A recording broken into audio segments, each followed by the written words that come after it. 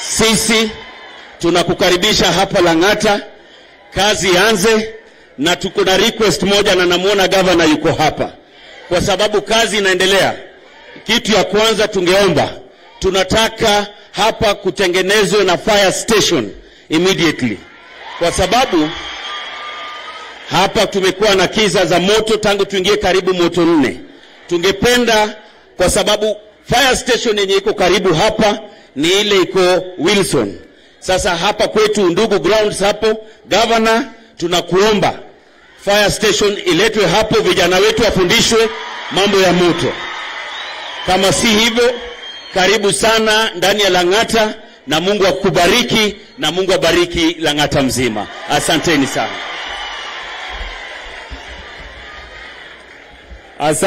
Asante sana Mheshimiwa Felix, mjumbe mwakilishi eneo bunge la Lang'ata. Mheshimiwa Rais, nikubalie sasa kwa heshima na unyenyekevu mwingi nimwalike katibu katika Wizara ya Nyumba, ndugu yangu Bwana Hinga, ili aweze kutuvalia njuga kipindi kinachofuata. Karibu Bwana PS. Your Excellency the President, karibu hapa Lang'ata. I'd like to recognize some of our partners that have accompanied us today. I'd like to request all the CEOs and representatives of financial institutions, banks, SACCOs and pension funds who are working with us this journey of affordable housing. Tafadhali simameni so that we can recognize you. Makofi tafadhali. Asante, you can sit down. Your Excellency, we also have the Board of National Housing Corporation, and this is probably, I'd like them to stand up. Your Excellency, they were telling me that it's probably the only board where you need an affirmative action the other way. It has more women in there, so we are very happy. Asanteni sana. We also have the board members of the National Construction Authority. Are they here? Thank you so much, board members of National Construction Authority. We also have the chairman of MSEA, Bwana Moreu, karibu sana. Excellency, allow me to breach protocol kidogo kwa sababu the journey to today, there are people who began it. And I'd really like to recognize the presence of the former MP, Bwana Nixon. Where is Nixon?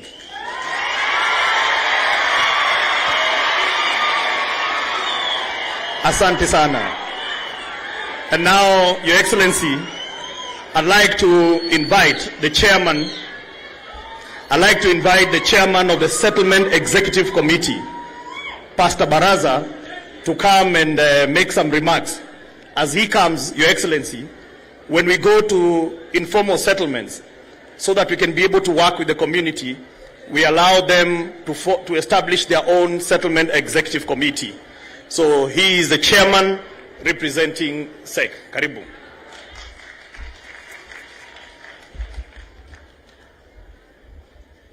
Your Excellency, the President of the Republic of Kenya, Dr. William Samoei Ruto, our 5th President. All protocol observed.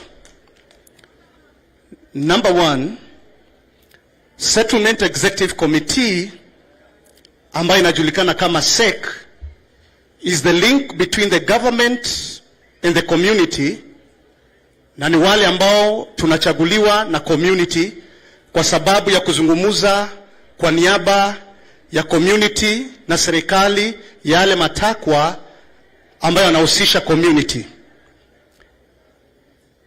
Ningependa kusema kwamba Mheshimiwa Rais, mradi huu ulianza 2005, lakini 2005 ulipoanza, phase ya kwanza ilijengwa hapa, kuna estate inaitwa Canaan iko hapa.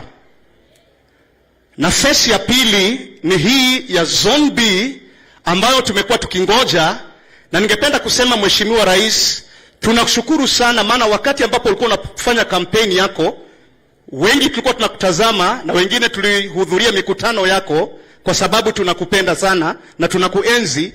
Uliahidi kwamba kwa kipindi cha siku 100 utakapokuwa kwenye ofisi, na tunamshukuru Mungu kwa sababu uongozi unatokana na Mungu, si mwanadamu.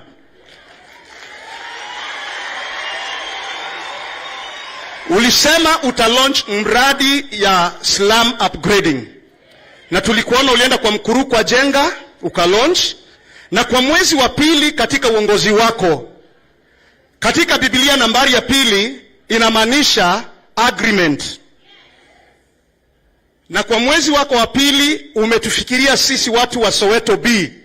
Tunakushukuru sana, tunakushukuru sana.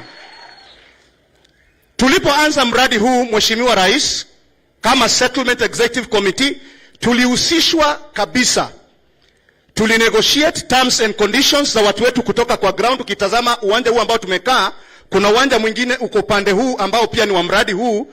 Wale waliokuwa naishi mahala hapa, hakukuwa na tingatinga, Mheshimiwa Rais, ambaye ilikuja kubomolea watu manyumba. La, hii ni community based program.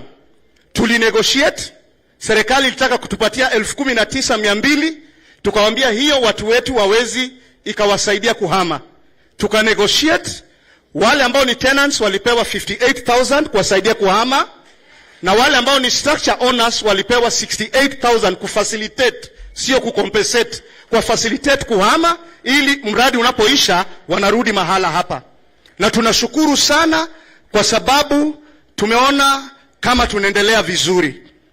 Jambo lingine, Mheshimiwa Rais, nitarudia kidogo yale ambayo mbunge wetu kwa sasa amesema. Hawa watu unaoishi hapa, unaoona hapa, Mheshimiwa Rais, these are the real hustlers.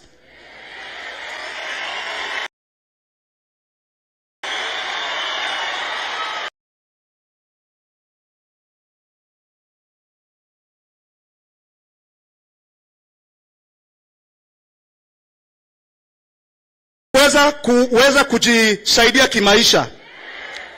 Tumejiorganize, tuko na 4 cooperatives ya Zone A, Zone B, kwa sababu hatuwezi pata 10% ya hizi manyumba mara moja. Kwa hivyo hizi housing cooperatives tuna save kidogo kidogo, 100 kwa siku, 200 kwa siku. Na Mheshimiwa Rais, nimekuona sana ukisisitiza mambo ya saving. Na vile unasemaga, maana mimi nakupenda na tunakupenda, huwa unasema a wise man leaves an inheritance for his children's children. Hizi nyumba ni kwa sababu ya hawa watu na watoto wetu. Kwa hivyo tumeanza kusave wakati nyumba zinajengwa. Na Mheshimiwa Rais, umekuja kwa mwezi wako wa pili wa uongozi. Ninaamini kwa sababu hii ni prophetic, within 2 years hizi manyumba zitakuwa zimeisha, na wakati ambapo utakuwa na celebrate your 2 years katika kiti ya uongozi, utarudi tena kutupatia hizi manyumba. Kwa hivyo ninakushukuru, tunamshukuru sana rais wetu kwa kukuja, na hebu tumpigie makofi. Asanteni sana rais.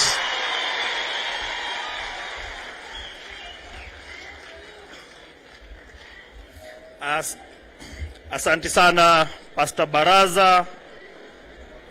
Excellency, naona ameongea kutoka, amefungua roho.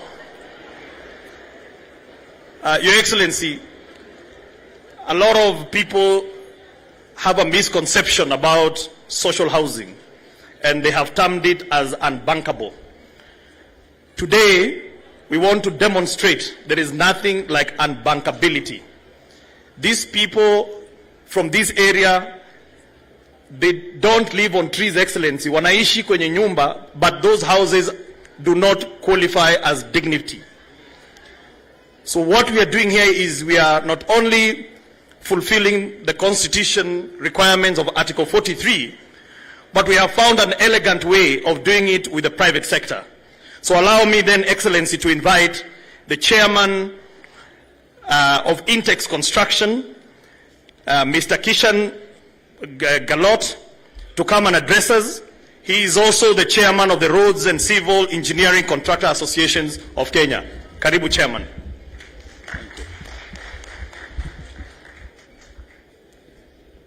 His Excellency Dr. William Samoei Ruto, the President of the Republic of Kenya and Commander-in-Chief of the Defense Forces of Kenya.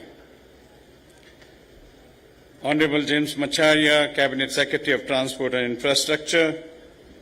Mr. Charles Hinga, the Principal Secretary, State Department of Housing and Urban Development. Mr. Johnson Sakaja, the Governor of Nairobi City County, all Cabinet Secretaries, Senators, Governors, Principal Secretaries, and other dignitaries, and the Kibra community who are amongst us, all protocols observed. Good afternoon. I would like to thank His Excellency Dr. William Ruto for honoring us with his presence for the groundbreaking of the Kibra social housing project. I congratulate His Excellency for making housing one of his government's top priority for the country. In 1990, Intex Construction developed one of the country's very first affordable housing project right here in Kibra. We built 2,000 units then, that is 32 years ago. To be here again today is indeed a homecoming for us. We are greatly privileged to be part of this incredible initiative which will transform the lives of the people living here in in Kibra for the long term. Intex started its journey 4 decades ago as a building and civil engineering contractor and is very proud to have contributed to many major projects in the housing and road sectors in Kenya.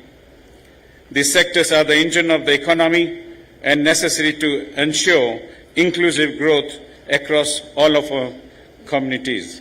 As a local Kenyan company, we strive to engage and work with all stakeholders in our projects. This includes using local suppliers from the community, which will not only create more jobs, but also provide technology transfer of skills and boost the local economy. This project is for the development of over 4,000 housing units. This will lead to the direct and indirect employment of over 2,000 people. This in turn will accelerate the long-term social growth for this community, benefiting not only because who are here today, but the future generations to come. We have seen the work done by the Juakali sector, the quality of the work done by this informal sector and their structure in promoting each other is integral of the construction industry. We are committed to engaging with the Juakali sector for the supply of items such as all the doors, windows, and materials for this project. I would like to take this opportunity to thank the Ministry of Lands, Public Works, Housing and Urban Development and the State Department for Housing for prioritizing the initiative for the people of Kibera. I would also like to thank Wana PS for his support for the project. We are truly aligned with the initiative and the continued support of all our stakeholders. We will work hand in hand with you to ensure the timely delivery of this very important project. Lastly, a final thank you to His Excellency Dr. William Ruto for his blessing for this landmark project. Thank you very much. Thank you very much, Chairman. The next speaker is a representative from Kenya Commercial Bank, Anastasia Kimtai, who are the local funders for our developers. And as Anastasia comes over, I'd like to recognize the presence of members of the State Department for Housing. You can stand up and we recognize you. Thank you very much. And also there are PSs that have joined us here today. PS Koimet. Where is she? Okay, there's PS Koimet, and I have got my fellow PS Mwakima and PS Muraguri. Thank you very much. Anastasia, karibu. Your Excellency, the President of the Republic of Kenya, Dr. William Samoei Ruto, the Governor of Nairobi County, Sakaja,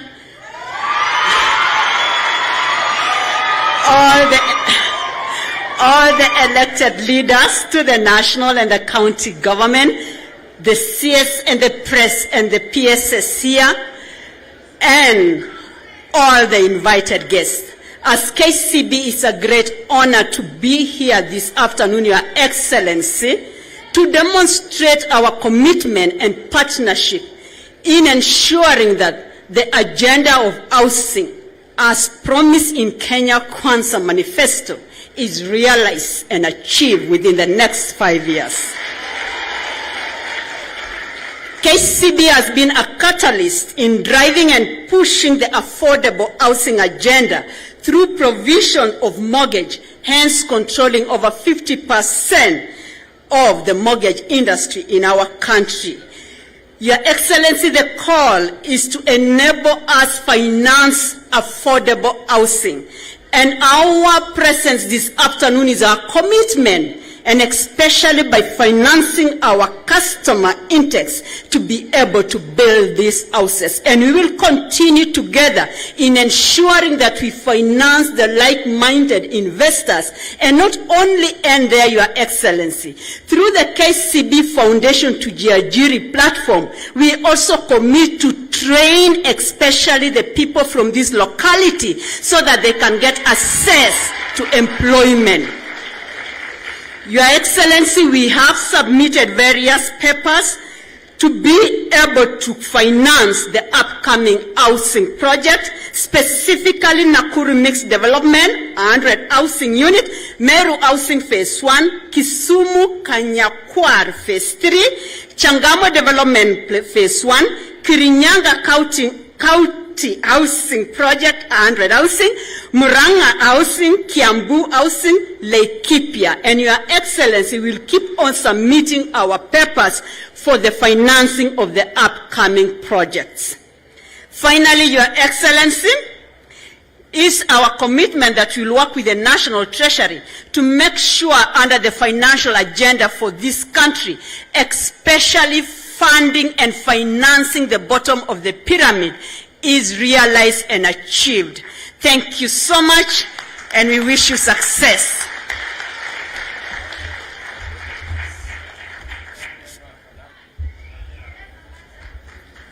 Thank you very much, Madam Kimtai.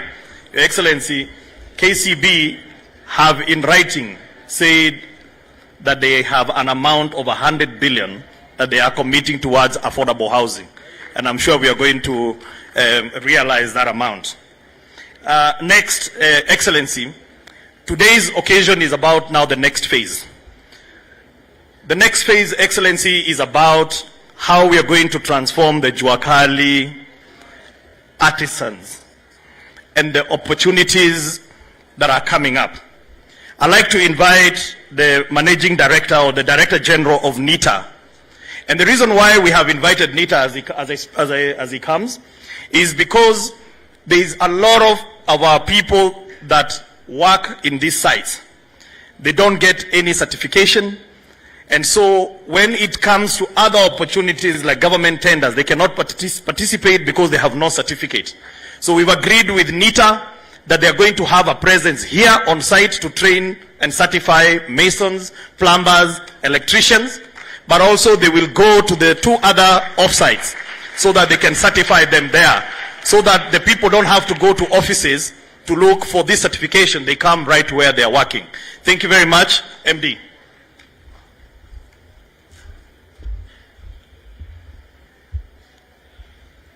Your Excellency, the President of the Republic of Kenya, Dr. William Samoei Ruto, our Governor Nairobi, Mheshimiwa Sakaja, CS Transport, PS Hinga, all dignitaries present, it is a high privilege this afternoon, Your Excellency, to present our commitment to this special housing project that you are launching today. We want to sincerely thank you, Your Excellency, for specifically creating the State Department for Labor and Skills Development under the Ministry of Labor and Social Protection. The National Industrial Training Authority, Your Excellency, is under this ministry, and it has the mandate, Your Excellency, to upscale and reskill formal and Juakali sector beneficiaries to be more competitive and productive for this economy. The Industrial Skills Development Function, Your Excellency, working together with TVETs, target the following. We train, we assess, and we certify low-level workers in the following sectors: housing, MSMEs, as you've created the ministry, and the Diaspora Affairs, as you've outlined in your Executive Order number 1 of 2022.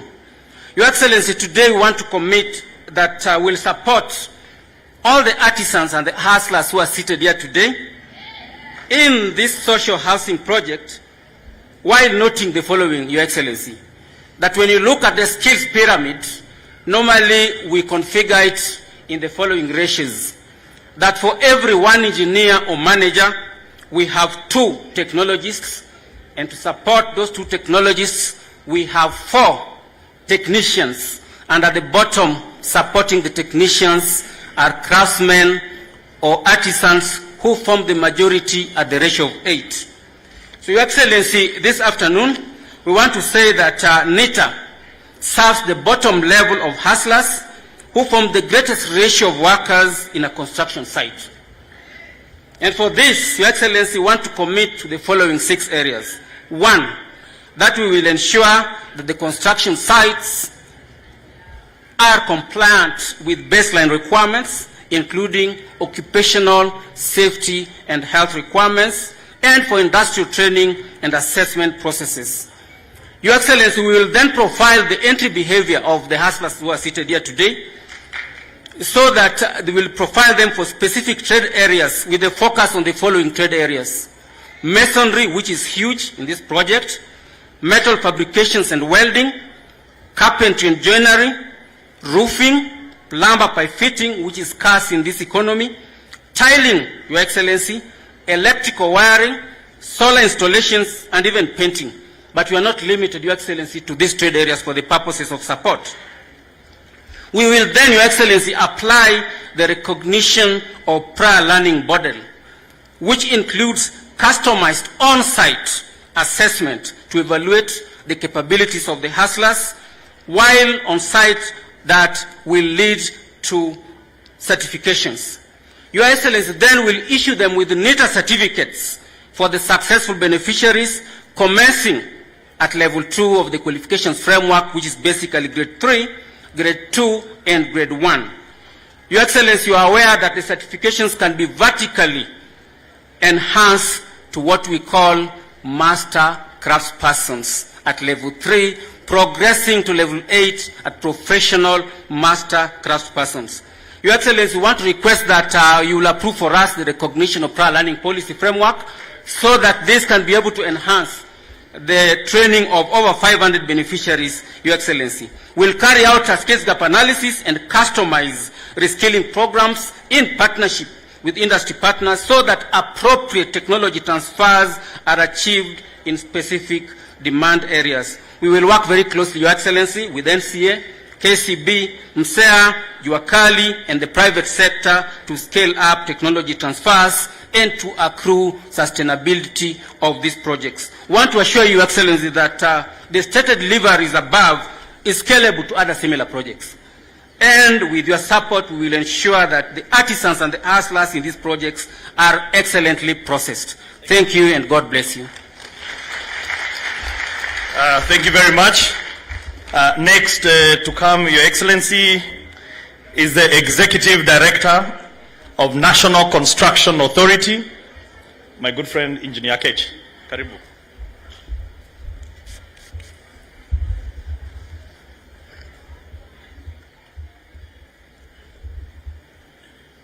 Your Excellency, the President of the Republic of Kenya, Daktari William Samoei Ruto, all elected leaders present, the ministry officials, wageni wote waalikwa, pamoja na wananchi wa Kibera, amjambo.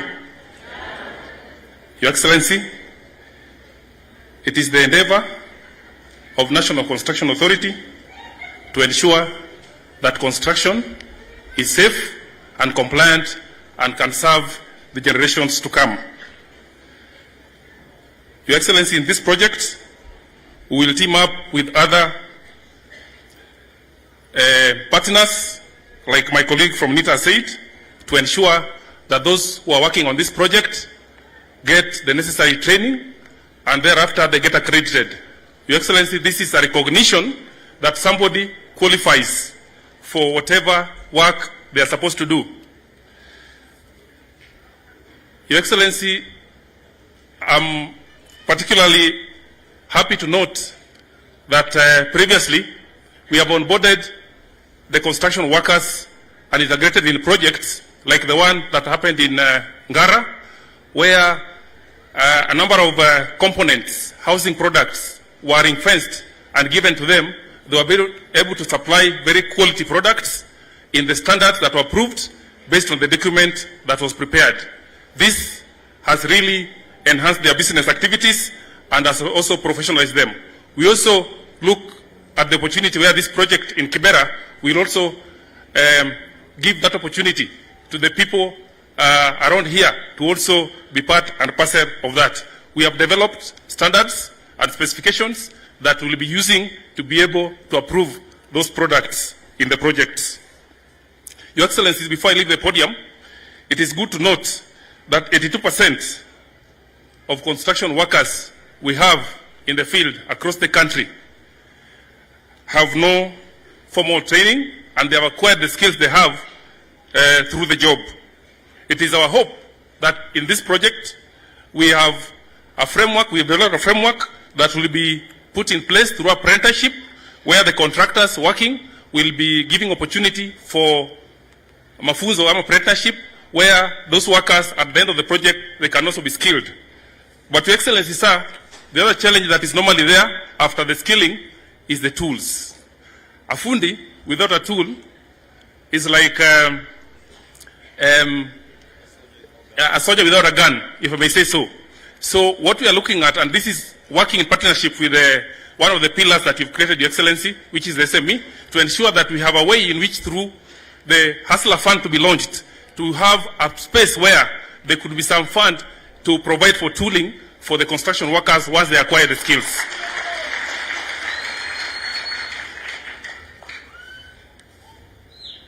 In conclusion, sir, we urge implementing agencies to integrate the use of building components that are locally manufactured and supplied by these particular hustler groups. We shall provide the much needed support on quality assurance and compliance to ensure safety and quality of the constructed works. Your Excellency, sir, we assure you of our continued support in achieving the goals of the affordable housing program and the implementation of the agenda to grow and develop our country and empower wananchi wa Kenya. Asanteni sana. May God bless all of you.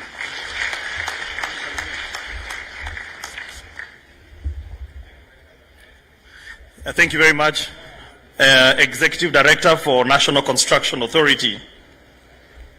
To bring to an end this session, Your Excellency, you've told us to move out of boardrooms, PowerPoint presentations, and to the ground. And in the plan itself, it talks about linkages of Juakali with the TVET colleges. This is the first project where we are going to demonstrate how. We are going to turn the TVET colleges into incubation hubs for our people so that when we give them opportunity, they don't get stuck. And so therefore, allow me to invite the Principal Secretary for the State Department of Vocational and Technical Training, Dr. Mwakima, to come and tell us how we shall get that done. Thank you. Your Excellency, Honorable Dr. William Samoei Arap Ruto, the President of the Republic of Kenya and the Commander-in-Chief of the Kenya Defense Forces, the Governor of Nairobi, the elected leaders, Cabinet Secretaries present, my colleagues, Principal Secretaries, distinguished guests, ladies and gentlemen, good afternoon. I am delighted to join you on this auspicious occasion of official groundbreaking ceremony of Kibra East Zone B Social Housing Project. Your Excellency, allow me to thank you for your visionary interventions in the TVET subsector that have placed us on a leading platform globally. Indeed, our institutions have become competitive with the best TVET systems in the world. The upshot of your intervention, Your Excellency, has increased the TVET institutions from 42 in 2011 to 218 currently. The enrollment has also increased from 55,000 to 346,901 over the same period. Your Excellency, the State Department has been in the resolute journey of transforming the training from supply-driven to competence-based education and training, CBET. CBET, Your Excellency, focuses on what the learner can do. CBET is a flexible modular system where a trainee can obtain skills, knowledge, and attitudes to be able to achieve competence standards. CBET has enabled us to train more youth on specialized skill areas that meets the labor market demands. Additionally, the youth are trained for self-employment, entrepreneurship, and lifelong learning. Your Excellency, using CBET and looking at the housing sector, we look at the entire project chain. With CBET, a diploma course, for example, in building construction, has now been broken into various modules, such as flooring, which leads into specialization and mastery of units of competence in all types of floors, such as the concrete floors, the vinyl floors, the terrazzo floors, the ceramic tile floors, marble floors, and wood parquet floors. Again, under CBET, we also now have broken down this diploma, which takes 3 years, and now we have competencies in walling, which will lead into specialization and mastery of units of competence within the walling, such as load-bearing wall, non-load-bearing wall, or drop wall, shear wall, retaining wall, among others. And we have also broken down the masonry and bricklaying, which will also need to specialization in competencies along masonry and brick laying, such as brick masonry, stone masonry, and concrete blocks. Again, under this CBET, and giving examples within the housing sector, because this is now in almost all sectors. We also have others on carpentry and joinery, cabinet making, electric fittings, plumbing and piping fitting, painter and decorator, among others. In addition, Your Excellency, we are training experts in fabrication of building materials such as doors, windows, and cabros. And Your Excellency, the good news about this CBET and getting into modular with various competencies, we are now able to train a unit with specialization, which takes about 120 hours. And when we convert it into a 40-hour training week, it actually translates to 3 weeks. So within 3 weeks, Your Excellency, we are able to train youth of Kenya and other formal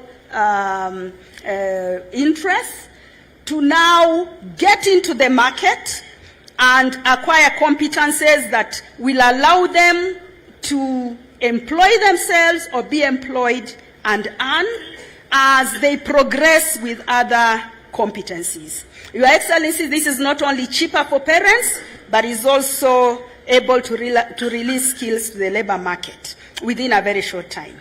In reference to this project, Your Excellency, I am pleased to inform you that for Kibra East Zone B social project, we have partnered with the State Department for Housing and Urban Development and will collaborate, working together with the Juakali sector to provide enabling environment and incubation centers to be able to produce 8,398 standard steel doors at Kabete National Polytechnic, and the principal of Kabete National Polytechnic, together with the trainers and the trainees, are here. We will also partner to produce 11,243 wooden doors and 62,675 quadrant externally, and the same number internally. And this will be done by PC Kinyanjui, the principal of PC Kinyanjui. The trainers and the trainees are here. Your Excellency, I'm also happy to inform you that we have signed an MOU with the State Department for Housing and Urban Development with an overall objective for collaboration in the provision of affordable, social, and decent housing. We have agreed to partner to achieve, among others, skilled labor under the TVET. We will optimize the utilization of the 92 appropriate building materials and technology centers that are located across the country.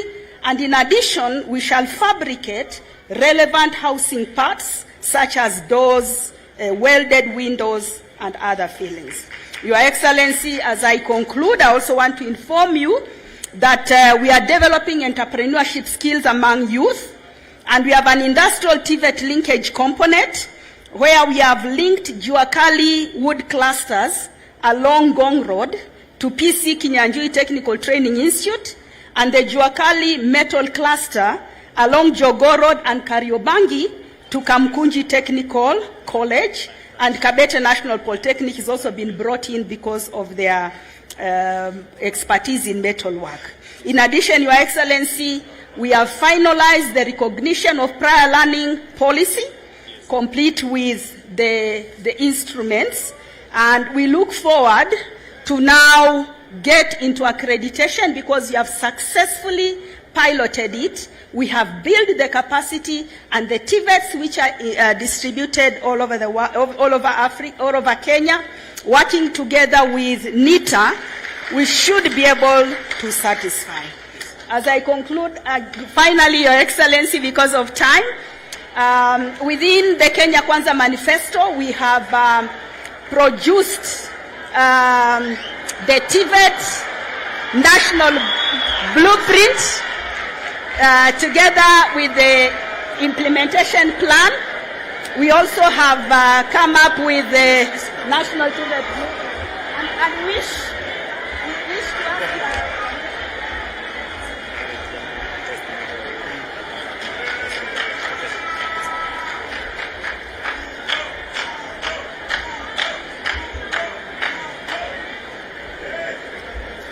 thank you very much, PS TVET.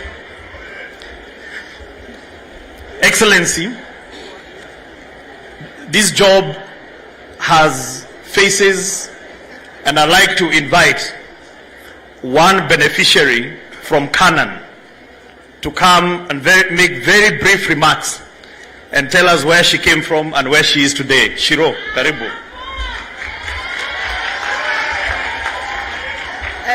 Our Excellency William Samoei Ruto, our Governor, Nairobi County, our Women Rep, Nairobi County. My name is Anne Wanjiro, jina ya mtaa ni Shiro. Your Excellency, nataka kusema ya kwamba sisi ni wale beneficiary wa kwanza wa Canaan Zone A. Hiyo iko kando yetu tu mahali pale. Mimi ni chairperson wa mahali pale na nimekuwa executive committee kuanzia 2004. Nilikuwa na plot mahali pale na nilikuwa nabishana na hii mambo ya Kenya slum upgrading. Nilikuwa mbaya sana. Nilikuwa naona ni kama tunanyang'anywa. Kwa sababu kuna ile mfano tuliona ya Nyayo high rise, na wakati huu tulifurahia Kenya slum upgrading, iliita community, tukakaa chini, tukakubaliana na tukakuwa pamoja. Kwa hivyo nashukuru sana Minister of Housing kwa Kenya slum upgrading. Rais, nataka nikuambie ya kwamba hakuna kitu umefanya mzuri sana katika mambo yote ambayo uko nayo kama kuja kuzindua hii project siku ya leo. Nataka kusema hivi, Bwana Rais, kama kuna kitu mzuri na kitu ambao umesaidia ni kutoa mtu katika slums na kupewa nyumba nzuri. Mimi hapo rais unaniona, najua wengine wanaulizana huyu alikuwa anakaa tu slum. Nakwambia ukikaa nyumba mzuri, hakuna mambo ya moto moto, maisha inabadilika. Nafikiri mimi, wale wananijua mimi si msichana, mimi ni mama, na mimi ni shosho, niko na wajukuu. Lakini ukiniangalia, ni kwa sababu ya kulala mahali pazuri. Hakuna moto moto. Maisha yangu imebadilika hivyo. Na tena rais, nataka nikuhakikishia kwamba wana slums si ati ni kupenda kwao. Au watu tuko na akili, lakini mapato yetu ni ya chini. Tunakuomba rais, sisi kama wana Canaan, kwa masomo yetu kidogo, wakati tuliingia zile nyumba, tukafungua hivi tukaona maji inateremka kwa shawa. Tukaangalia tukaona, in fact, hapa slum hakuna bedroom. Bedroom ni sitting room, bedroom ni kitchen, bedroom ni... Nasema Kenya slum upgrading imeinua akili zetu juu. Saa hii mimi kwa heshima ya watoto niko na bedroom yangu kando. Na kwa heshima ya Kenya slum upgrading waliona sisi ni watu wa maana, wakatuwekea kitchen kando na watoto kando. Sasa nini ingine unaweza taka? Kwa hivyo excellency, nataka kusema hivi, mimi nimeshukuru sana, na acha niseme na roho yangu ndio pia wewe aujue, hata kama sikuwa nimekupenda, leo nimekupenda.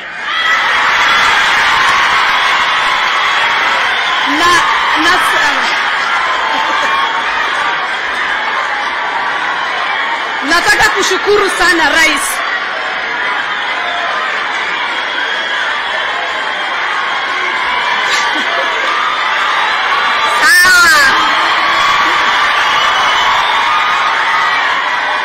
Nataka kushukuru rais.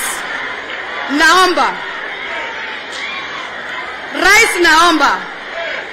kama chairperson wa Canaan, na kwa sababu hata hiyo gorofa unaona wale wanaishi hapo ni asla, bado maisha yetu ni ile ya chini, na kuomba siku ya leo ili nikupende zaidi na wana Canaan, tuondolee stamp duty, tuondolee rand rate, kwa sababu wakati tulipewa tulifikiri stamp duty na rand rate ati ni kupunguziwa pesa. Ni kwa sababu ile pressure tulikuwa tunataka tuingie kwa nyumba mpya. Tumekaa akili imefunguka, tukaona kumbe rand rate na stamp duty ni kufinyika kidogo. Na kwa sababu tunataka rais, siku ya leo naomba utuhakikishia ya kwamba kitu mzuri ambao utatufanyia kama wana Canaan, kutuondolea rand rate na stamp duty. Ya pili, bwana rais, nataka kupongeza Ministry of Housing ya slum upgrading. Na sitaki kusifu wale wakubwa. Nataka kusifu staff wa Ministry of Housing ambao wako hapa. Kazi mzuri ambao wametufanyia, tumewatusi sana, tukifikiri wanatufanyia vibaya, na kumbe ni maisha yetu walikuwa wanatengeneza. Kwa hivyo nashukuru sana, nasema ni asante, na niseme bwana rais, nataka nikitoka hapa ukuwa umetuhakikishia hivyo, na mimi nimesema saa hii nimekupenda, ni kwa sababu najua rand rate itaisha. Asante sana. Msalimie.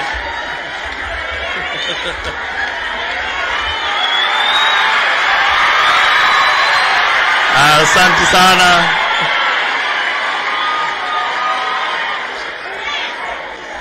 Asante sana Your Excellency Shiro. Your Excellency, wacha nikuondolee shida moja ya stamp duty. In the 2020 finance bill tumeondoa stamp duty for first time homeowners. Kwa hivyo hiyo tunaweza sema imeondolewa. Hiyo ya land rent sijui tunajua ni aje tutapanga. Allow me, Your Excellency, now to take back the program to Mike Gitone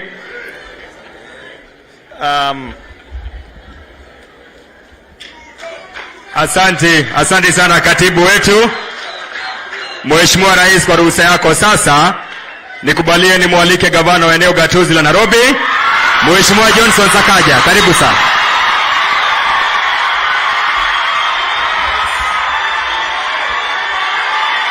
Asante.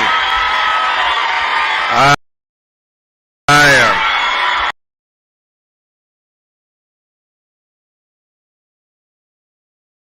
Rais Lang'ata, amjambo.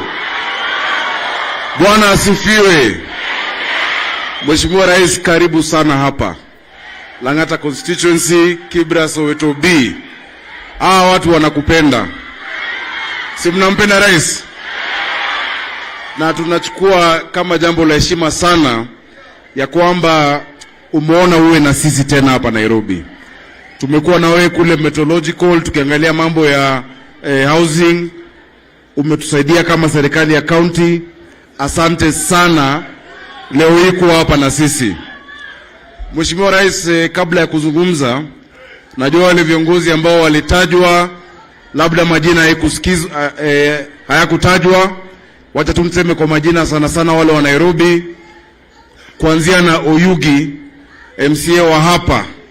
Huyo Oyugi ni kiongozi mzuri. Kila wakati hata nikiwa senator alikuwa ananipigia simu kwa sababu mambo ya watu wa hapa. Watu wa high rise, mko na bahati sana kuwa na Mheshimiwa Oyugi kama MCA wenu. Haya, pia tuko na kiongozi wa MCAs wa Kenya Kwanza, tunamuita Bishop, nilimuona kutoka Waithaka Ward, ako hapa na sisi. Tuko na Mheshimiwa Ronaldo wa Umoja, ako hapa. Tuko na Itenya. Wapi Brayo? Huyu Mheshimiwa Rais, huyu Asla ni kijana wa Kibra, na wewe ulimnominate. Sasa ni nominated MCA katika County Assembly ya Nairobi. Nimesikia Samora, Mheshimiwa Samora huwa ametoka Kasarani. Of course tuko na chair lady hapa, Mheshimiwa wetu ambaye ako nominated. Pia Shiro ni MCA lakini asemi, yule ameongea ni MCA nominated, na pia ni chair wa ODM katika Lang'ata, na tuko naye kwa County Assembly. Tuko na Cecilia pia, nafikiri ndio yule Cecilia, of course unamjua coordinator wako wetu wa chama. I can't see very well. OVG Virginia alikuwa agent wangu wa Lang'ata, na yeye ni MCA pia wa hapa. Your Excellency, niko na dada yangu mama wa county anaitwa Esther Pasaris. Wacha aje azungumze pia yasalimiani. Karibu Mheshimiwa Pasaris.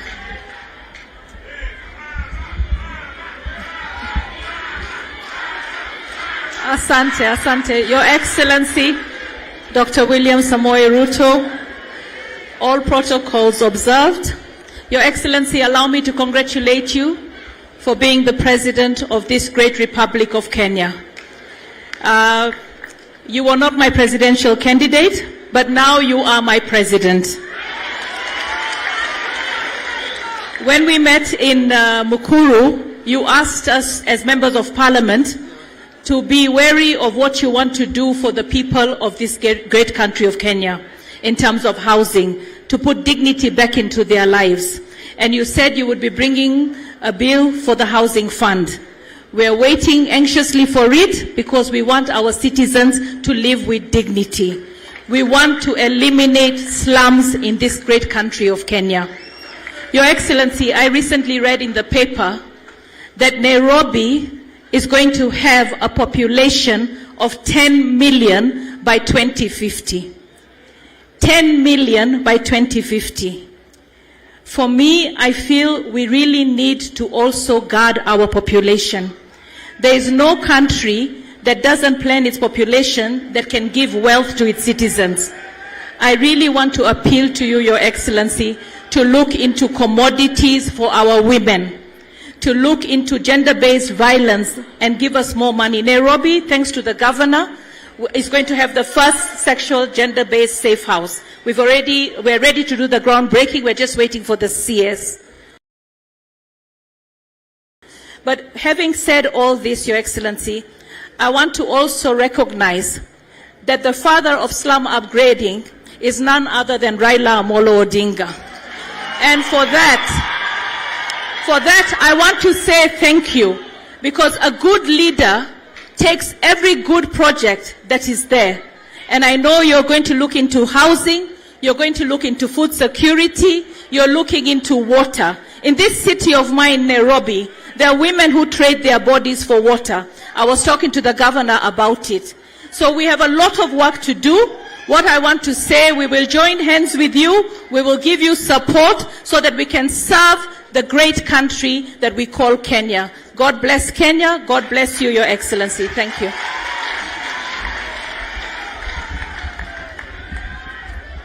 Asante sana, Mheshimiwa Pasaris. Asante sana. Thank you so much for being here. And thank you for the maturity you show in your politics. Pamoja na Jalas, kuna wale wanafikiri bado tuko kwa siasa. Siasa iliisha. Rais ni mmoja. Governor ni mmoja. Wananchi ni hawa na ni wetu, tunawafanyia kazi. Si ni kweli? Mheshimiwa, pia tuko na Mheshimiwa Ronald Karauri kutoka Kasarani, ndio huyo, wacha apungie wananchi hewa. Mkono radha. Tuko na Mheshimiwa Meja Donk kutoka Embakasi Central ambaye pia ako na sisi. Nimeona baba yao Waititu ambaye pia ni mtu wa Kibra. Tumekuwa naye, na pia Simon Mbugua ambaye alikuwa mbunge wa Starehe. Your Excellency, bila kupoteza wakati, na kama kuna wale nimesahau, poleni. Nani?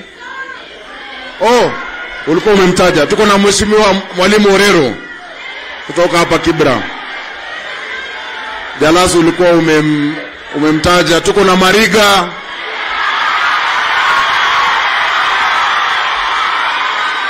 Ambaye ako hapa.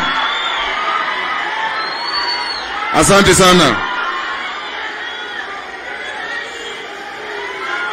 Mheshimiwa Rais, wananchi, sote tuko hapa na tuko pamoja. Allow me to mention just 2-3 things that are very important to these people. Your Excellency, jambo la kwanza, asante kwa kufikiria mambo ya hadhi, dignity ya mwananchi wa kawaida. Na Your Excellency, umetuonesha njia. Hawa wananchi ndo walitunusuru. Hawa ndo walibaki na sisi. Na sisi tumesema hatutawasahau wananchi wa kawaida wa Nairobi na wa Kenya. Na mimi nawahimiza wale pia wako kwa serikali ya county, kwa kila kitu ambao tunafanya, tufikirie hawa wananchi wa kawaida kila siku. Yule mwananchi ambaye amekaa kwa kitongoji, ambaye amekaa kwa slum, he is as Kenyan as yule mwananchi ambaye ako Lavington, ambaye ako Karen. Lazima tumfikirie mwananchi wa kawaida. Na Excellency, wewe ndio umetuonesha kwa mfano wako na kwa mtindo wako. And for that reason, Your Excellency, kwa project kama hii, Ochanda tulieni. Ochanda nimemuona, tunamjua. Tulieni.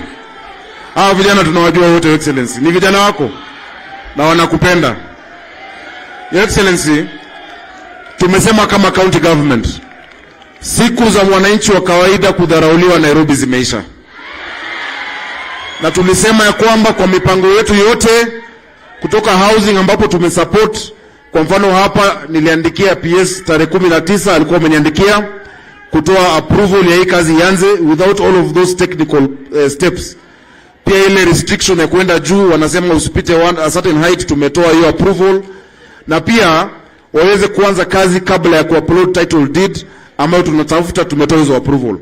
But tumesema ya kwamba kwa mfano jana na juzi tumekuwa tukiangalia budget ya Nairobi County. Your Excellency, niliona walikuwa wameniwekea 500 million shillings atukujenga nyumba ya governor na deputy governor. Nimwambia watoe hiyo pesa, tujengea watu masoko, tujengea wananchi wa Nairobi mahali ya kufanya kazi, kwa sababu hapo ndio watu wetu wako.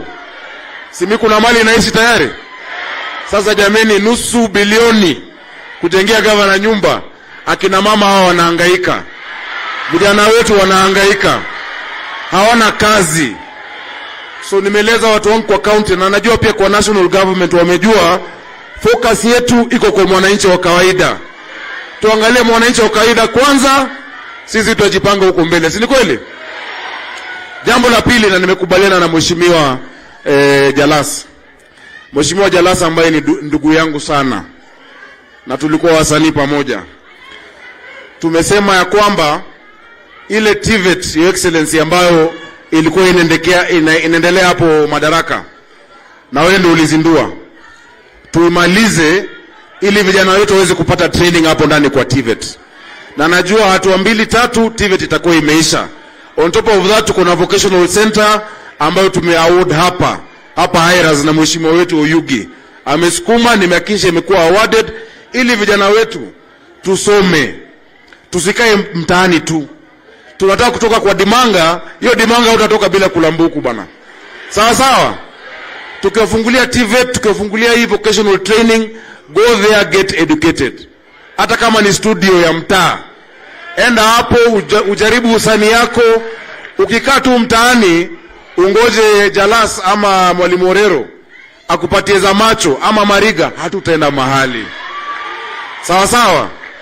So Excellency, nimefurahi kwamba tumesema hata ile kazi itafanywa hapa, na nimefurahi huyu contractor wetu ambaye anaitwa Gelot, yeye pia ndo alifanya hii high-rise ya kitambo hii, yeye ndo alifanya. Vijana wa hapa wafanye kazi, wamama wa hapa wafanye kazi, wapatiwe nafasi katika mpango huo. Excellency, nikimalizia, tumesema ya kwamba, na nimesikia Shiro anasema ati watu wasilipe rates. Tafadhali wananchi wangu, hii rates lazima tulipe, ili niwafanyie kazi, ili niwaletee maji, ili tuwajengee manyumba, ili niwatengenezee mabarabara. Lazima tulipe rates, na hiyo rates tumesema Nairobi hii. Na nimefurahi Your Excellency ulinisaidia, tukazungumza na Chief Justice, amenisaidia ku set up valuation court, tuko na new valuation rule.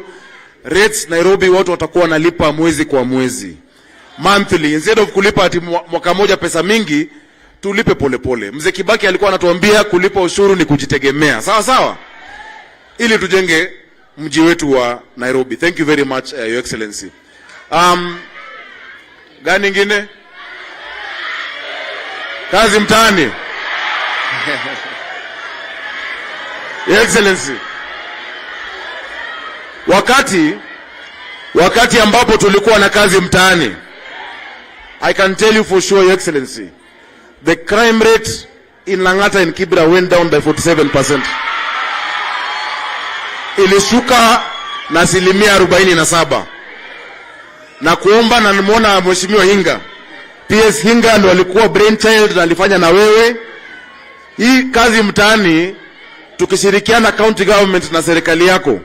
Let us give our people hope, tuwapatie nafasi vijana wetu wafanye hiyo kazi. Na kina mama walikuwa wanapika, hiyo kazi ilikuwa inaendelea mzuri. Mimi kama governor nimesema tutaandika vijana wetu waingie kanjo ili kusaidia na mambo ya usafi. So mtulie, hao MCAs wako hapa wanipitishie budget. Ninaandika kila ward vijana ambao watafanya kazi, na pia tutapatana na hiyo mambo ya kazi mtaani. Your Excellency, thank you so much for the support that you have given us. Finally, wale artisans wanafanya kazi, wale wana tools, tunaita common user facility, ili unakuja hapo unapiga randa yako, kama wewe ni seremala unafanya kazi, na usiku unapata kitu ya kupeleka nyumbani. Thank you so much, Your Excellency, for this. Allow me at this stage to invite the Cabinet Secretary, and actually before the PS, Your Excellency, I forgot to recognize our good friend, the former Member of Parliament for Lang'ata, Nixon Korir, ambaye anaitwa Generali, ambaye yeye pia anafanya kazi for now. Yeye ni Deputy MP, Assistant wa Jalas, wanafanya pamoja.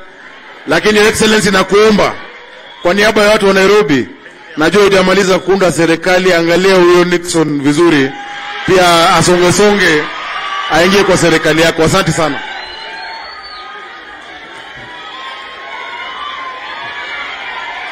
Asante sana Mheshimiwa Rais. Before I speak, let me invite Tom Molwa, who is the chairman of the task force which was looking at affordable housing. He is actually one of the key people in the pension space. Tom Molwa, please, karibu.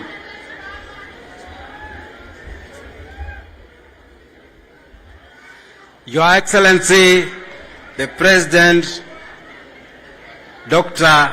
William Samoei Ruto, the President of Kenya and the Commander-in-Chief, our Cabinet Secretary is present, the Governor, all protocols observed.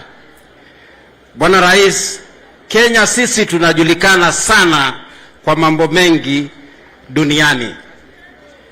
Tunajulikana kwa mbio, tunajulikana kwa ukarimu, tunajulikana sana kwa M-Pesa, lakini hii muradi ya affordable housing, Bwana Rais, ndio mambo yote.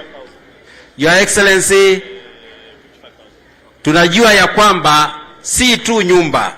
Hii ndio ile muradi itabadilisha maisha kabisa, kwa sababu inaleta employment kwa watu wote wa Kenya hii. Wewe ulitoa ufisadi wako, ukatushaudi wale wafanyabiashara wa machama, wa sako, wa pension, wa insurance, tuache kuomba pesa, kwa sababu hapa Kenya tuko na pesa. Sisi wenyewe mama mboga na maasla wote tuko na pesa kwa chama zetu, tumeweka pesa kwa pension yetu, tutaweka pesa kwa Asla Fund, na sisi wafanyabiashara tukasema tutamsupport rais, kwa sababu serikali imesema itatupatia hadhi, alafu wale wawekeshaji pension, insurance, sisi tutaleta pesa kusaidia serikali kujenga hizi nyumba. Alafu hizo nyumba mtapata hizo nyumba, mtalipa rent to own. Baada ya miaka kidogo nyumba inakuwa yako. Hiyo pesa yote tunasanya wenyewe kama wa Kenya kwa ile spirit ya Rambi na pension scheme, na chama tumeamua ya kwamba kuanzia mwaka hii, Bwana Rais, tunaanza na bilioni 500 kuanza kujenga nyumba, ndio Wakenya wetu wapate nyumba ya kufaa kabisa. Bwana Rais, tunajua ya kwamba Bwana Rais, tukiendelea na hiyo mwito, Kenya itabadilika kabisa na tutakuwa tumetoa shining star ulimwengu mzima. Thank you very much, Your Excellency. I only have that to say, we commit to support your government from the insurance sector, from the pension sector, to make sure that we get housing and we live in dignity. Asante sana, Bwana Rais.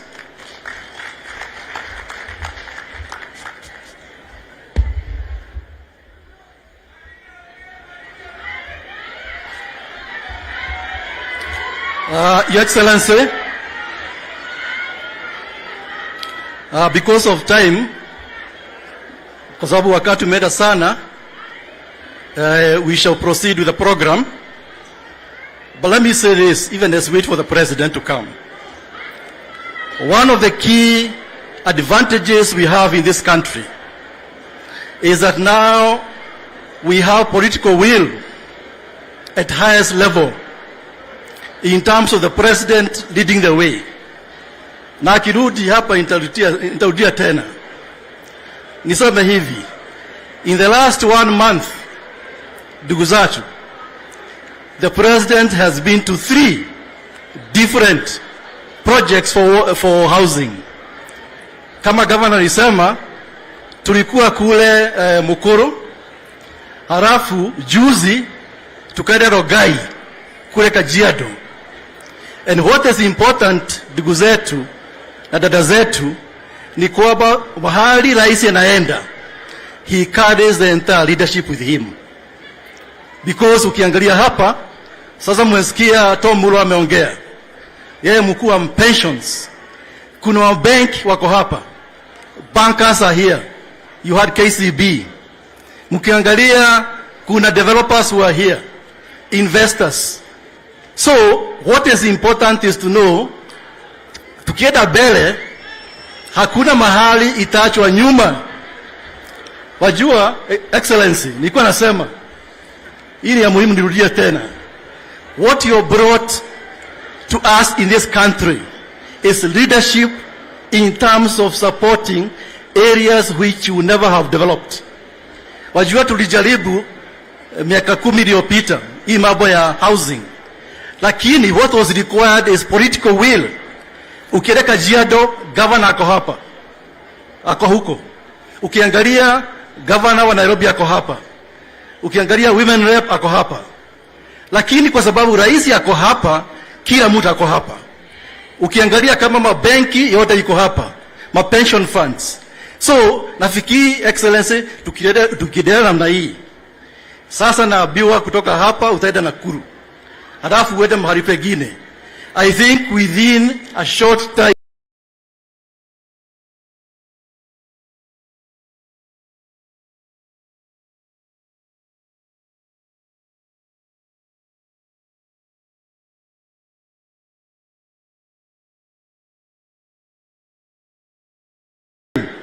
this country will be very different.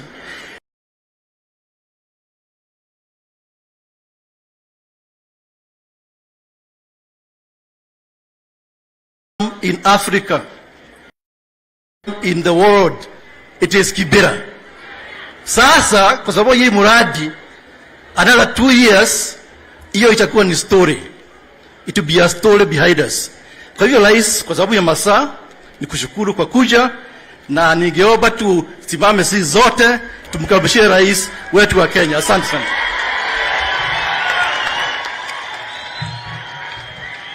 Asante sana Bwana Macharia. Tafadhali tuketi chini. Viongozi wote wenzangu na wananchi wa hapa Kibra pamoja na Lang'ata, hamjambo. Kibra hamjambo. Lang'ata hoye. Bwana Yesu asifiwe. Asanteni sana. Kwanza mimi nataka nichukue nafasi hii niwashukuru ninyi nyote kwa kupata nafasi ili tuje siku ya leo hapa tuweze kupanga haya mambo ya ujenzi wa manyumba yenu katika sehemu hii ya Kibra. Kwanza mimi nataka nichukue nafasi hii niwashukuru sana. Niwashukuru watu wa Lang'ata na niwashukuru watu wa Nairobi kwa kunipatia nafasi niwe kiongozi wa taifa letu la Kenya. Mimi nawashukuru sana na nawapongeza sana, na mimi nataka niwaahidi ya kwamba hiyo kazi mumenipatia nitafanya na bidii sana. Na mimi sitawaangusha. Tunaelewana? Jambo la pili.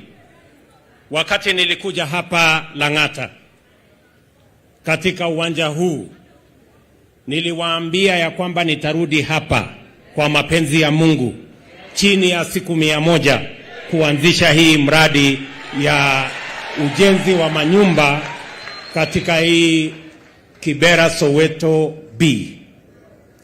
Leo nimekuja hapa kutimiza hiyo ahadi. Na mimi nataka niwahakikishie ndani ya miaka 2.5 nitarudi hapa tena ili niwakabidhi manyumba zenu wale watu mnaishi hapa. Nyinyi mnaelewa ya kwamba pale mbeleni tulikuwa na slum upgrading. Lakini shida iliyokuwa na hiyo slum upgrading pale nyuma ilikuwa ni kwamba wale wanaishi pale wakiondoka wanaenda wakiendanga, hawarudi tena. kwa sababu watu wengine walikuwa wanatafutwa waje waishi kwa manyumba ile imejengwa, na wale ambao walikuwa wanaishi hapo wanapotea. Hii mpango mpya, vile mama wetu hapa Shiro amesema, wale mlikuwa mnaishi hapa, nyinyi ndio mtakuwa watu wa kwanza kurudi hapa, kwa sababu hapa ni nyumbani kwenu. Na mimi nataka niwahakikishie vile vile, leo tumekuja hapa kuanzisha manyumba 4,000 ambazo itakuwa ni manyumba zenu, na tutajenga mbali na manyumba zenu. Pale mlikuwa na manyumba hapa, ilikuwa ni nyumba haina choo, haina taa, haina maji, haina sewage, haina barabara, haina mambo yote. Si ni kweli? Hii mtaa mpya ambayo tunawajengea itakuwa na barabara, itakuwa na parking, itakuwa na elimu ama shule ya watoto wenu, itakuwa na hospitali, itakuwa na soko mahali mtafanya biashara zenu, na manyumba yenu itakuwa na vifaa zote. Mtakuwa na choo pale, mtakuwa na maji, kutakuwa na stima, na tutahakikisha kwamba hii Kibra ambayo ilijulikana kama slum kubwa katika Afrika itakuwa the largest real estate in Kenya. Nyinyi mnanielewa? Niliwaambia wakati nilisimama hapa, niliwaambia hizi manyumba tutawajengea itakuwa ni nyumba zenu. Jambo la kwanza. Jambo la pili, niliwaeleza ya kwamba ni nyinyi mtakayokuja kuishi hapa. Na jambo la tatu, niliwaambia ile shilingi 2,500 unalipa kwa ile nyumba ya mabati ama ya matope, utakuja kulipa hiyo 2,500 kwa ile nyumba tutakujengea hapa.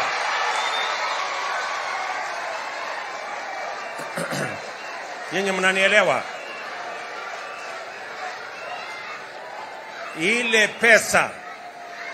Ile pesa ulikuwa unalipa kwa nyumba ile ya matope ama ya mabati, nyumba haina maji, haina choo, haina stima.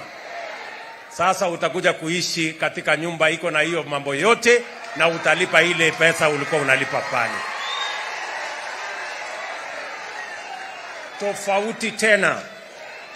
Tofauti tena, wewe ulikuwa unalipa 2,500 na hiyo nyumba ni ya mwenyewe. Hakuna siku hiyo nyumba itakuwa yako. Lakini leo hii nyumba tunawajengea hapa, utalipa 2,500 na baada ya miaka 20 nyumba hiyo inakuwa yako. Unaendesha nyumba yako.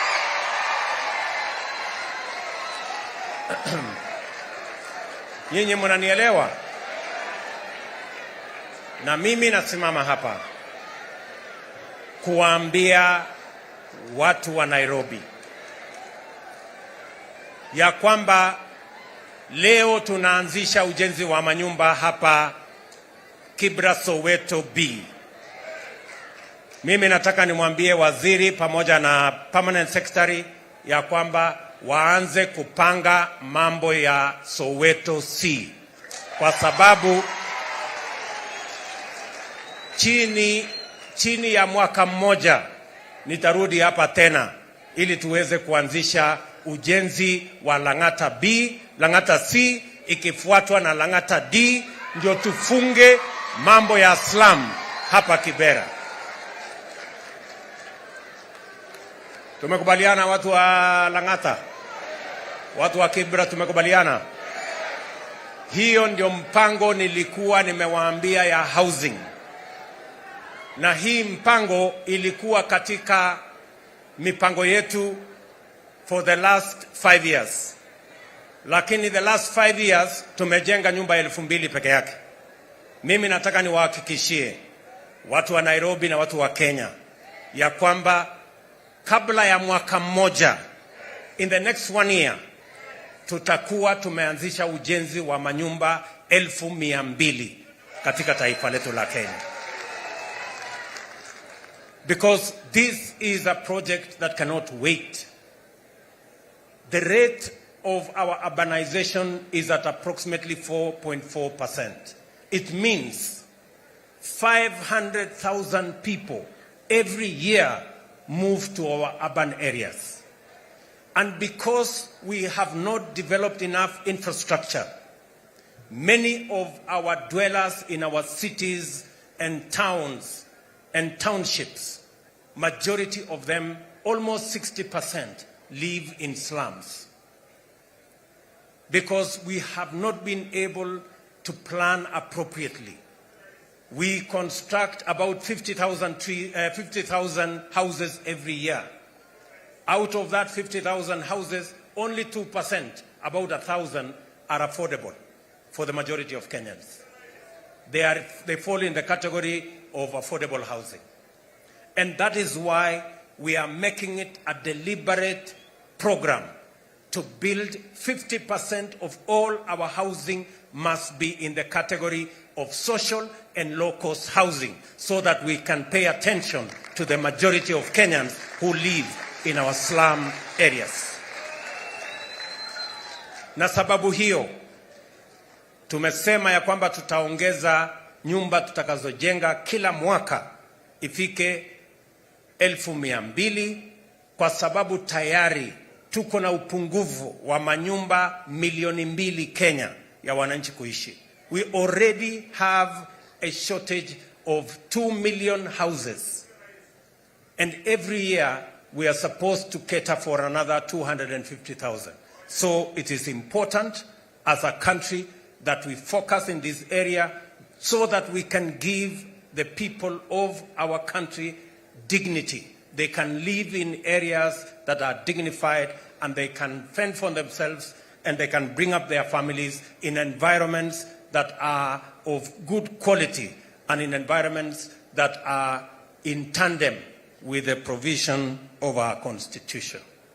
Kwa hivyo, mimi nataka niwahakikishie ya kwamba hiyo barabara tutatembea pamoja. Ndani ya wiki 2 nitaenda pale Makongeni kuanzisha nyumba 25,000 zingine za low-cost housing. Na hapa Nairobi nimesema ya kwamba tuko na ekari karibu 3,000 ambazo tunaweza kuzitumia katika program hii ya affordable housing. So in Nairobi alone, focusing on 3,000 acres, we should be able to build 500,000 houses in the city of Nairobi. And I want to ask all the stakeholders in this field, from the ministry responsible to the developers, to the financiers, and to the off-takers, that we work together and we are going to provide the necessary leadership so that we can change the status of our city and change the status of our country. Tunaelewana jameni?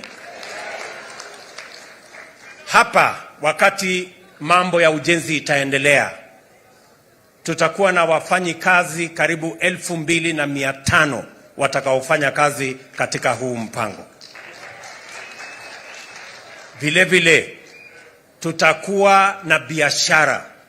Mumesikia tumekubaliana na contractor ya kwamba yeye atafanya 60% ya kazi. 40% ya biashara itafanywa na wafanyabiashara wengine wadogo wadogo hawa. Tumekubaliana ya kwamba milango yote karibu 8,400 itatengenezwa na mahasla wa hapa. Tumekubaliana ya kwamba madirisha yote karibu pia 15,000 madirisha 15,000 itatengenezwa na vijana wenu wa hapa Lang'ata, vijana wale wanafanya kazi pale Ngong Road, wale wanafanya kazi Kariobangi. Tutawaunganisha wote ili wafanye hiyo kazi na walipwe hiyo pesa. Tumesema pesa milioni 550 itaenda kwa hawa wafanyabiashara wadogo wadogo hawa. Tunaelewana?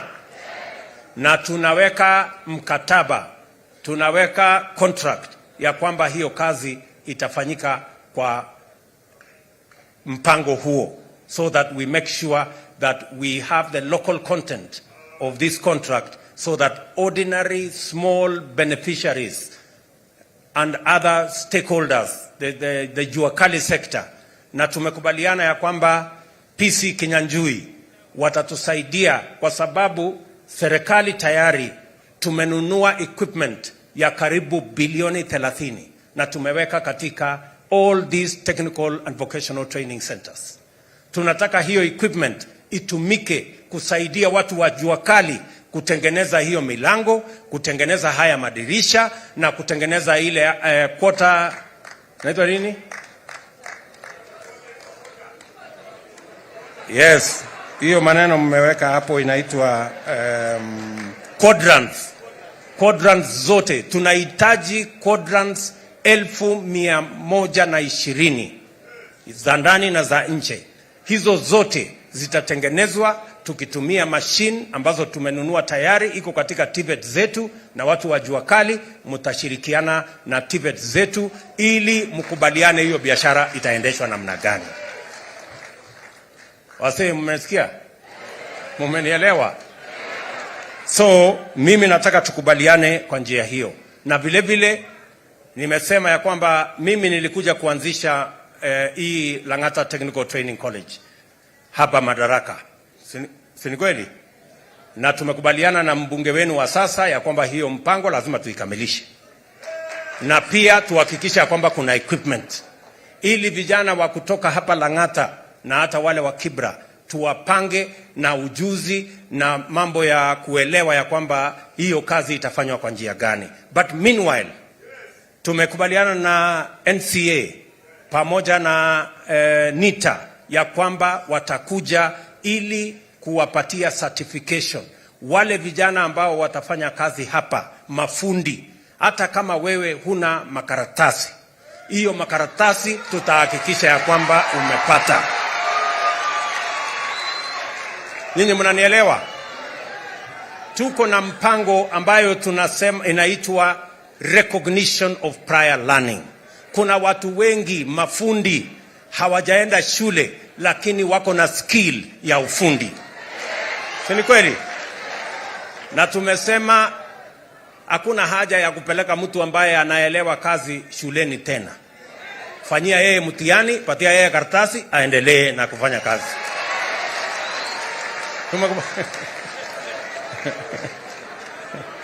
Tumekubaliana. So mimi nataka tukubaliane na nyinyi watu wa Lang'ata, na mimi nimekuja hapa makusudi kwa sababu we want to make this program a reality, and we want every Kenyan to own a decent home in the Republic of Kenya. Nishawauliza magavana wengine wa taifa letu la Kenya katika miji yetu yote waanze kupanga ardhi mahali tutafanya mambo ya affordable housing, kwa sababu tunataka kubadilisha sura ya kila mji katika taifa letu la Kenya, na tutengeneze taifa ambayo sisi wote tutajivunia kuita ndio kwetu nyumbani. Tumekubaliana jameni? Vile vile wakati tunapanga hii kazi, tunapanga sio kwa sababu tunahitaji manyumba peke yake. Tunapanga vile vile kwa sababu inatupatia nafasi ya ajira. Nimesema katika hii mpango hapa, si ni kweli? Katika hii mpango hapa tutakuwa na nafasi ya ajira ya vijana 2,500 katika hii mpango. Najua nyinyi mumeniambia ya kwamba mnataka ile kazi mtaani. Munisikize, sikizeni. Mambo ya kazi mtaani ni mambo zamani. Ile kazi mtaani ya kuokota takataka na nini hapana. Tuachane na hiyo. Sasa kazi itakuwa hii. Ninyi mnanielewa? Hiyo kazi sikizeni. Hiyo kazi ya mtaani, hakuna kazi ya mtaani tena. Kazi ni hii ya kujenga manyumba hii. na nimemwambia huyu mungwana, wale watu wa kwanza ambao wataajiriwa katika kazi hii ni watu wa hapa Lang'ata na watu wa Kibra, ndio watakuwa wa kwanza. Jambo la pili, mulikuwa mnaajiriwa watu 500 kwa kila ward, si namna hiyo? Watu 500 kwa ward, ambaye ilikuwa watu 2500. Sio 2500 ndio watatusaidia kujenga hii nyumba? Na tukianzisha ile Soweto C, tutakuwa na watu wengine 2500. Na tukianzisha ile Soweto D, tutakuwa na wengine 2500. Sasa ile mlikuwa mnaniuliza kazi, si ndio hiyo?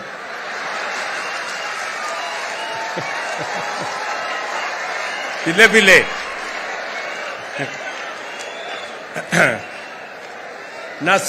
na sio hapa peke yake, tutaanzisha ujenzi wa manyumba katika kila constituency hapa Nairobi. Pale Makongeni mahali tunajenga nyumba karibu 25,000. Tutahitaji vijana zaidi ya 20,000 watusaidie kwa hiyo kazi. Kwa hivyo tutapanga nafasi ya ajira ya kutosha bila ya kutumia vijana wendu kwenda kuokota takataka. Kazi ya kuokota takataka ni ya Gavana Sakaja. Aokote takataka apeleke kule kwa mambo mahali inapelekwa takataka. Sini kweli? Ndio. Haya. Vile tumekubaliana mambo yote haya lazima tuyapange kwa mpango. Vile tunafanya kazi hii ya mambo ya kujenga manyumba, mimi vile naelewa ya kwamba muko na shida ya ajira, na ndio nimesema mambo ya ajira tutapanga ndani ya affordable housing. Na vile mmesikia hapa, kuna vijana wengi ambao wamesema wanataka pia wajumuishwe katika sehemu zingine za kutafuta ajira. Hapa leo mmesikia huyu jamaa amesimama hapa, anaitwa Bwana Mulwa. Huyu Bwana Mulwa hapo, nilifanya mkutano na wao jana na tumezungumza pamoja na wao, na wamekubali ya kwamba wataungana na sisi kama serikali ili kuweka pesa ya kutosha katika affordable housing na katika mambo ya infrastructure. Hawa jamaa wametuambia ya kwamba watatupatia shilingi bilioni 500 mwaka huu, in the first year.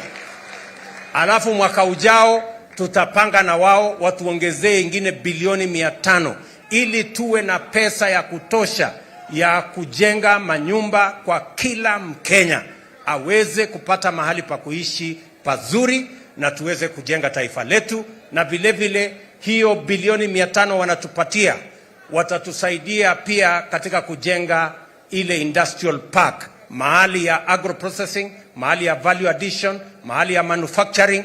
Tutainvest katika infrastructure, na tumekubaliana tunaanza katika industrial park ama industrial city ya Naivasha. Tunaweka industrial city ingine Dongokundu, na hapa Mlolongo at the river pia tuko na infrastructure development ambayo tutasaidiana pamoja na hawa. Tumekubaliana? Jambo la tatu, lazima tupunguze gharama ya maisha. Si ni kweli? Na mimi niliwaambia ya kwamba lazima tuteremushe bei ya unga ikuje chini.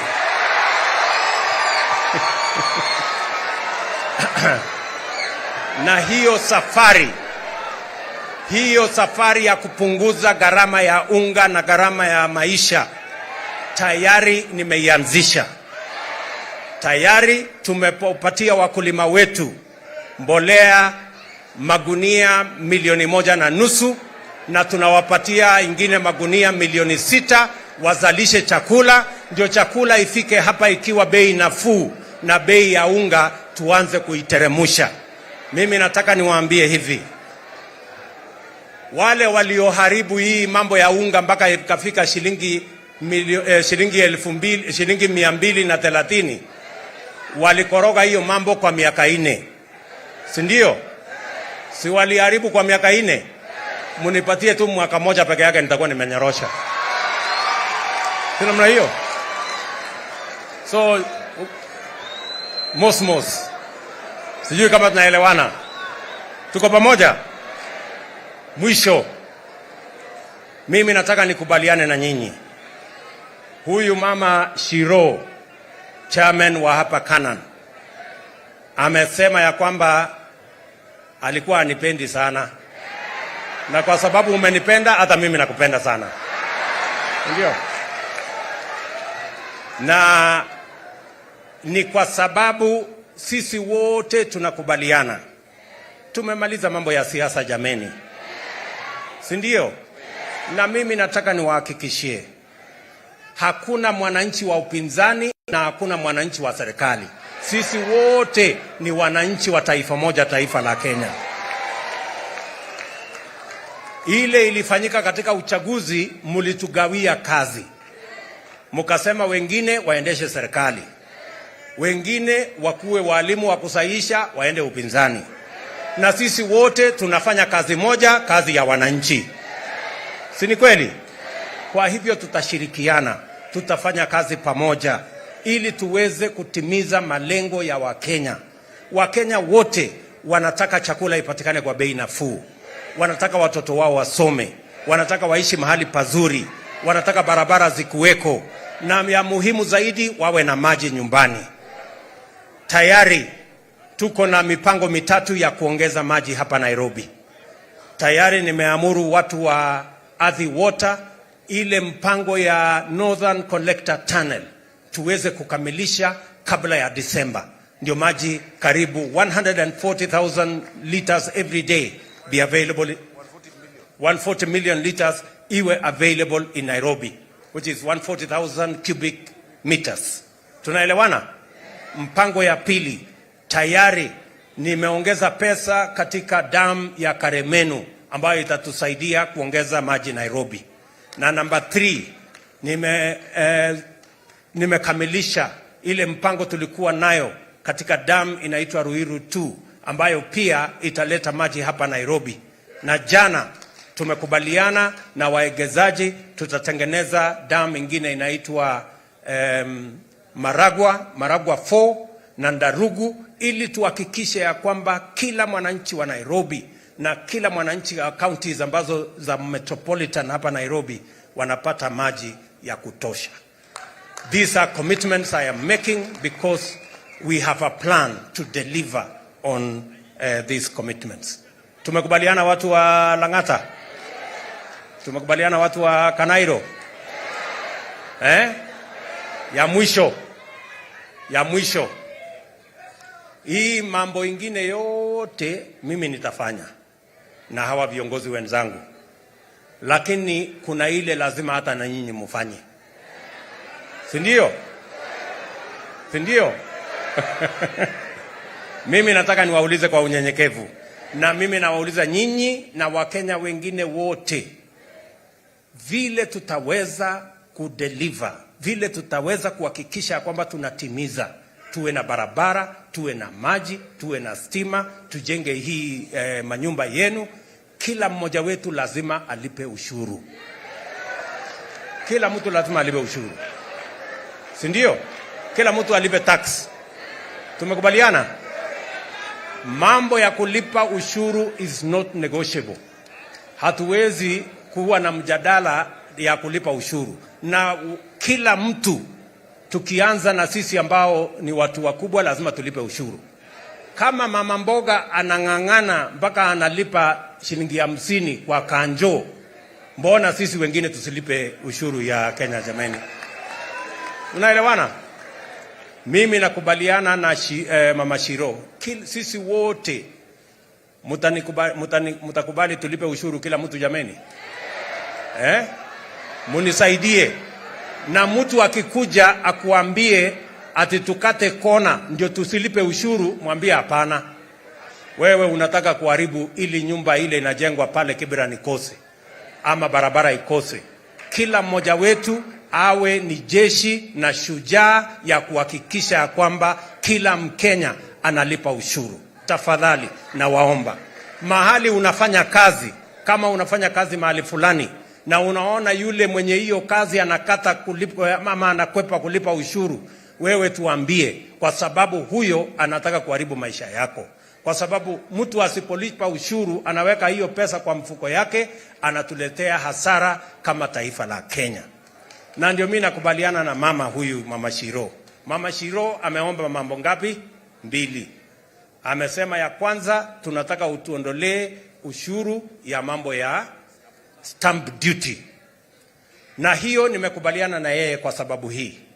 Tumesema kama serikali, kama wewe unanunua nyumba yako ya kwanza, first home owner, hatuwezi kukulipisha ushuru, tutaondoa mambo ya stamp duty. So Mama Shiro, mambo ya stamp duty tutaondoa. Sawa? Lakini hata wewe sasa ukubali.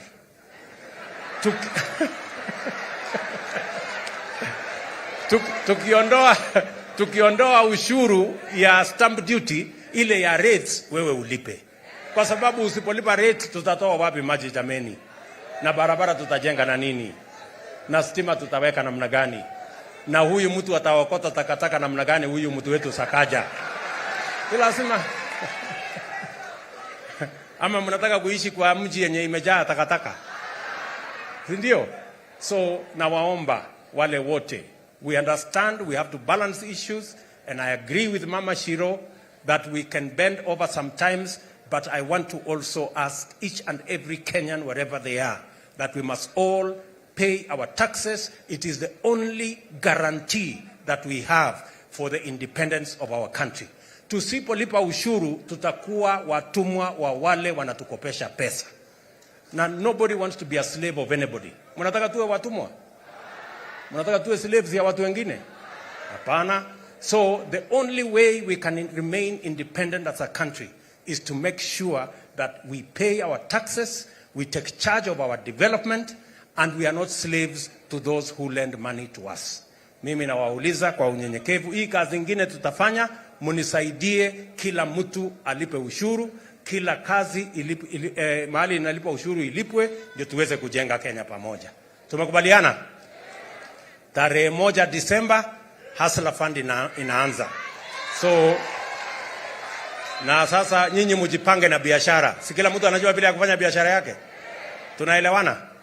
So mimi nimefurahi sana, nimefika hapa Lang'ata, nimefika hapa Kibra. Sisi tumegawana kazi. Si mimi nitafanya ingine, nyinyi mtafanya ingine.